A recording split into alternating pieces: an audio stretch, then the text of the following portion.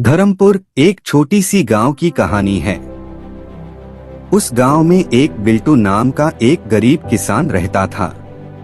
उसकी पत्नी और 2 लड़का था। बड़ा लड़का रामू और छोटा दीनू।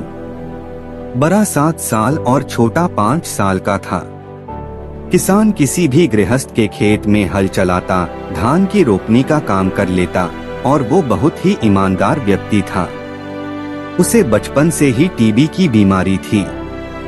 उसकी पत्नी लोगों के घरों में बर्तन मांजने का काम करती थी। एक दिन की बात है, किसान खेत में हल चलाते हुए दम तोड़ दिया। गांव वाले सब मिलकर उनका दाह संस्कार कर दिया। उसके बाद किसी तरह चौका बर्तन कर बिल्टू के दोनों बच्चों को पालती थी। 5 साल के बाद वह भी मर गई। दोनों बच्चे अनाथ हो गया। दोनों भाई किसी तरह दुकान में नौकरी करने लगा और किसी तरह अपना भरण पोषण करने लगा। एक दिन रविवार के रोज रामू अपना छोटा भाई दीनू से कहा, चलो हम दोनों भाई जायदाद का बैठकर बंटवारा कर लेते हैं।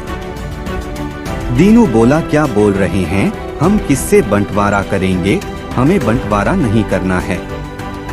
भैया और भाभी बोली, अभी कर लीजिए तो बहुत अच्छा रहेगा। रामू बोला, मेरे पास है क्या, एक भैंस, एक कंबल है और एक छोटा सा खजूर का पेड़ है। घर में सब मिलकर रहते ही हैं। बहुत जिद करने पर दीनू बोला, ठीक है भैया, आपकी जैसी मर्जी।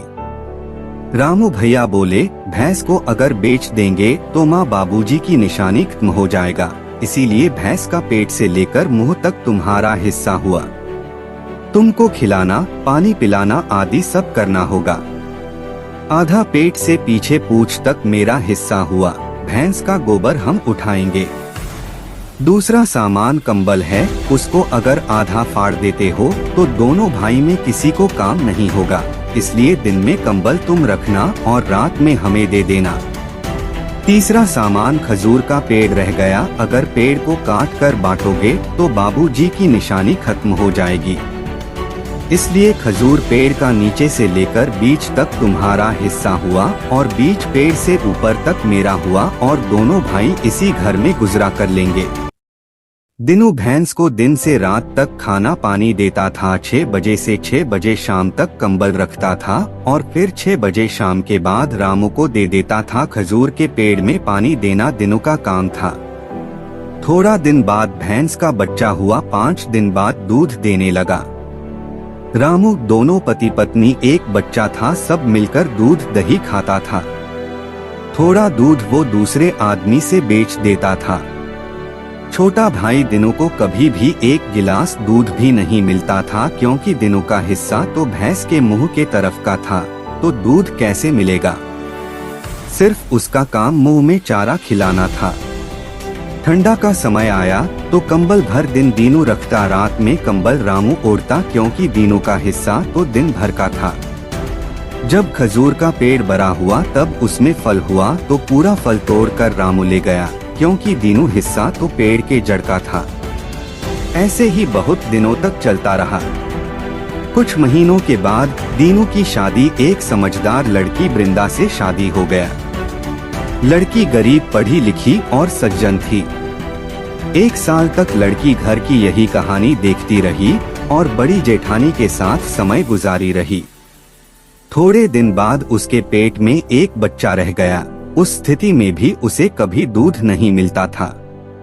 एक दिन वृंदा ने अपने पति दिनू से कहा, आप भैंस का पूरा देखरेख करते हैं और कभी भी आपको 1 गिलास दूध भी नहीं मिलता है, तो इस बंटवारा से आपको कौन सा मदद मिलता है। आप भैया से कहिए फिर से बंटवारा करने के लिए।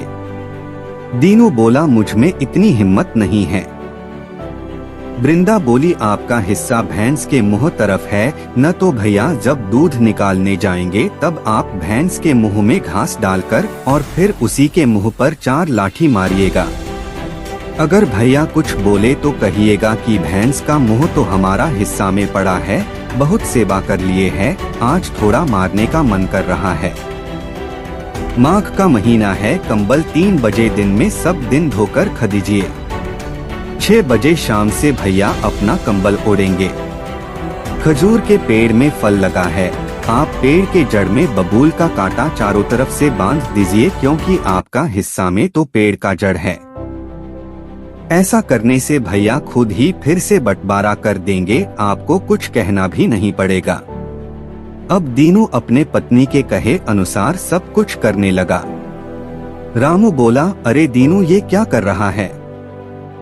तब दीनू बोला, भैया कुछ भी तो नहीं, जो कर रहा हूँ मैं अपने हिस्सा में कर रहा हूँ। तब रामू बोला, अब तुम समझदार हो गया है, अब फिर से बंटवारा करना पड़ेगा। रविवार को दोनों भाई बैठकर फिर से बंटवारा करते हैं।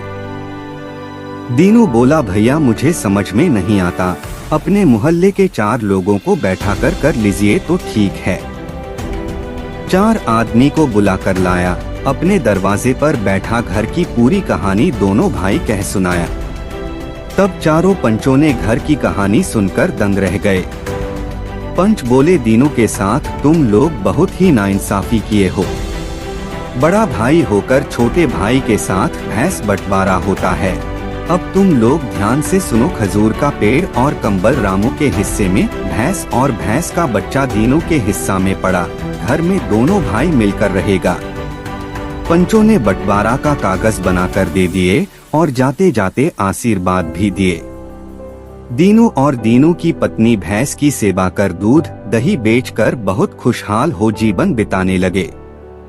बड़ा भाई रामू का परिवार दुखी हालात में मेहनत मजदूरी करके जीवन बिताने लगे। इसीलिए भाई किसी दूसरे का हक मरोगे तो दुखी रहोगे। लालच करना, भले आदमी को बेवकूफ बनाना अपने ही जीवन में गड्ढा खोदने के बराबर होता है।